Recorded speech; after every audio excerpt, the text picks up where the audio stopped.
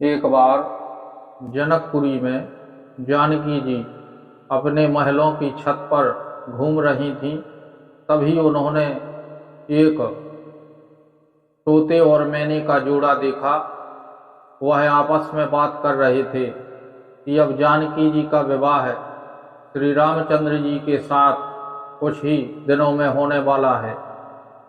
इस बात को सुनकर के जानकी जी ने अपने माली से कहा कि इस जोड़े को मेरे पास पकड़ के ले आओ। माली ने जानकी जी की आज्ञा से ऐसा ही किया। उस जोड़े को पकड़ करके और जानकी जी के सामने प्रस्तुत किया। तब जानकी जी ने उनसे पूछा कि तुमको ये कैसे पता है कि रामचंद्र जी ही धनुष को तोड़ेंगे और मेरा विवाह उनके साथ होगा। तब मैना ने कहा कि हम महर्षि वाल्मीकि जी के आश्रम में रहते हैं, वहाँ कथा सुनते हैं और वाल्मीकि जी ने पहले ही रामचरित मानस की रामायण का वर्णन कर दिया है। रामचंद्र जी और आपके चरित्र को लिख दिया है। हम उसको रोज सुनते हैं, इसलिए हमें यह पता है कि आपका विवाह रामचंद्र जी के साथ होगा। तब सीता जी ने कहा कि तुम यहीं रुको। उन्होंने कहा कि हम यहाँ नहीं रुक सकते हैं, क्योंकि हम जंगल में घूमने वाले, स्वच्छंद हवा में निवास करने वाले और विचरण करने वाले हैं तथा रोज हम महर्षि वाल्मीकि जी की कथा को सुनते हैं।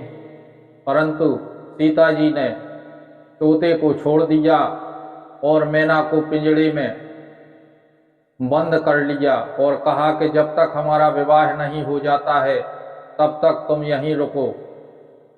तब मैना ने रोते हुए कहा कि देवी, मैं गर्भवती हूँ और मैं अपने तोते के बिना यहाँ बंधन में नहीं रह सकती हूँ, और मैं तुम्हें श्राप देती हूँ कि जिस प्रकार से पति के वियोग में गर्भवती अवस्था में मैं अपने प्राणों को त्याग रही हूँ, तो एक समय ऐसा आएगा कि जब आप गर्भवती होंगी, उस समय आप पति से विलग हो जाएंगी, अर्थात पति से आपका वियोग हो जाएगा और कुछ समय में आपको अपने प्राण त्यागने पड़ेंगे।